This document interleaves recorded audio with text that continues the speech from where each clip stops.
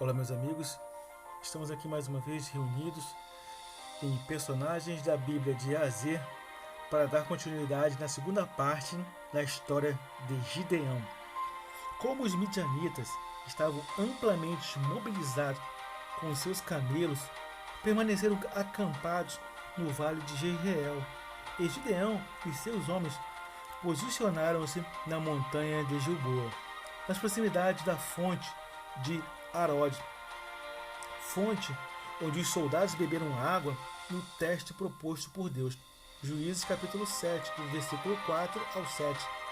Dividido em três partes, o exército de Gideão se colocou à noite próximo do acampamento midianita, tirando proveito do medo que os beduínos têm do escuro. Gideão começou o ataque perto da meia-noite, justamente após a troca de sentinelas, no momento de maior fragilidade da guarda do acampamento.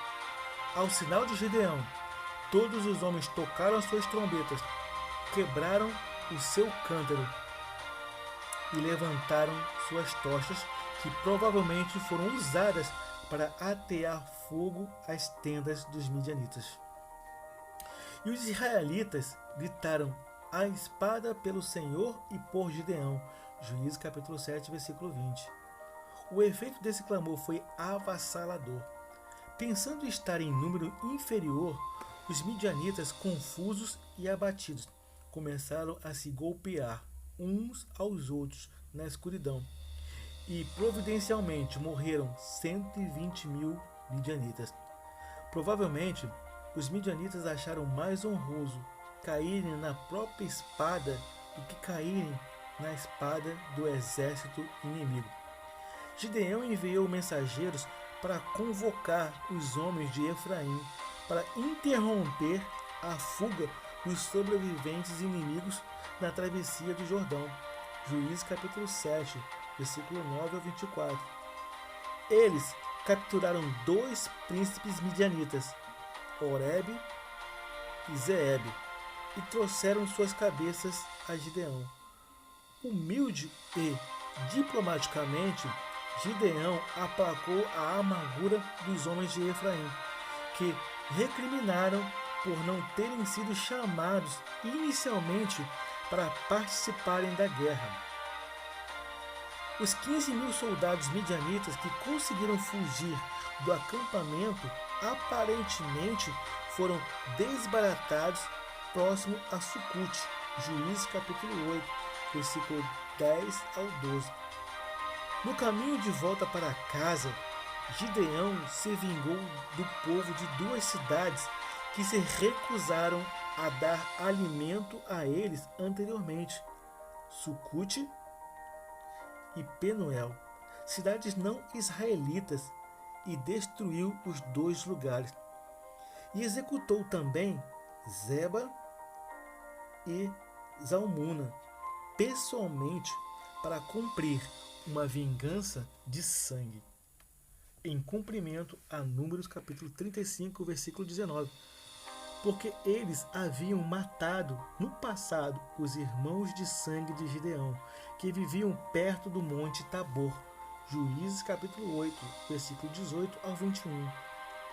Essa vitória contra os midianitas foi tão completa e divina que o dia dos midianitas, ou o dia de Midian, parece ter se tornado um provérbio que significa a libertação divina. Em resposta à vitória conquistada por Gideão, os israelitas lhe ofereceram a oportunidade de iniciar uma monarquia hereditária, a qual ele recusou quando disse: "Não dominarei sobre vós, o Senhor sobre vós dominará." Juízes capítulo 8, ao versículo 23. Gideão aceitou, contudo, alguns brincos de ouro como despojo da batalha. Com esse ouro, Gideão fez uma estola sacerdotal que a colocou em sua própria cidade. Infeliz final da história de Gideão está ligada à confecção dessa vestimenta. Isso provou ser uma armadilha para ele e para sua família, porque Gideão, consequentemente, invadiu a prerrogativa do sacerdócio de Arão.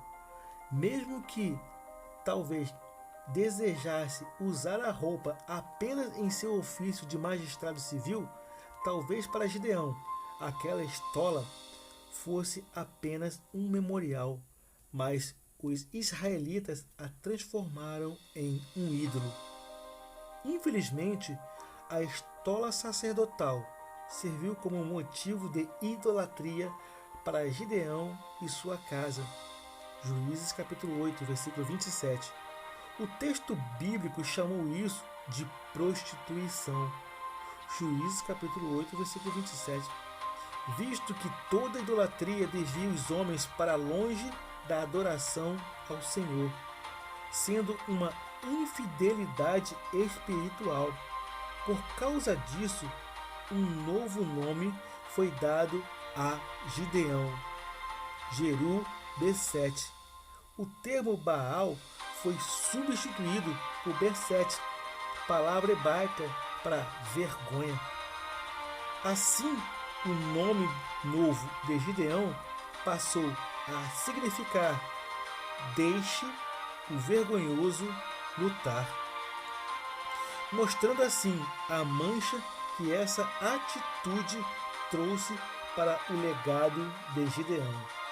John Davis sugere que essa atitude de Gideão em mandar confeccionar uma estola sacerdotal e colocá-la em sua cidade, onde um anjo lhe havia aparecido e ele oferecera um sacrifício ao Senhor, Juízes capítulo 6, versículo 21 ao 28, fez pensar que o ofício de sacerdote lhe era destinado e por isso mandou fazer essa estola sacerdotal.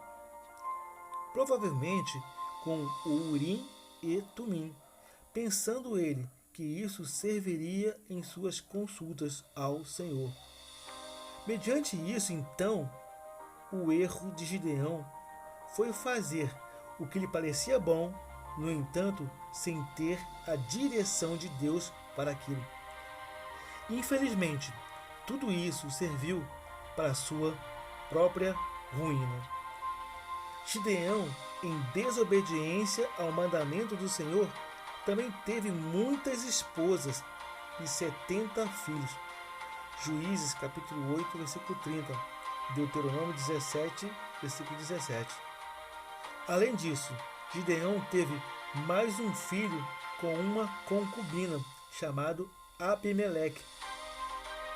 Este descendente de Gideão tentou se fazer rei, e após a morte de Gideão, Abimeleque matou seus 70 irmãos, exceto Jotão, o mais novo que fugiu, e se declarou rei, tendo reinado estranhamente por um período de 3 anos em Israel. Juízes, capítulo 9, do versículo 22 ao 23. Curiosamente, de acordo com esse texto, Abimeleque foi então rei em Israel, algumas décadas antes de Saul, que classificadamente nós chamamos de o primeiro rei de Israel. No entanto, apesar de tudo isso, ainda assim, Gideão é lembrado como uma pessoa direcionada por Deus no Antigo Testamento, e o serviço prestado por ele, livrando Israel dos seus adversários, foi um dos pontos altos na história de Israel antes da monarquia.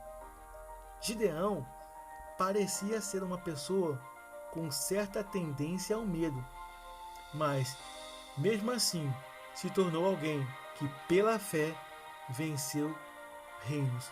Hebreus, capítulo 11, versículo 32 e 33. Bem, meus amigos, aqui nós encerramos a segunda parte da história de Gideão. Espero que vocês tenham gostado. Que Deus abençoe a todos. Eu sou Alexandre Costa, em Personagens da Bíblia de A a Z. Shalom, shalom, graças a paz.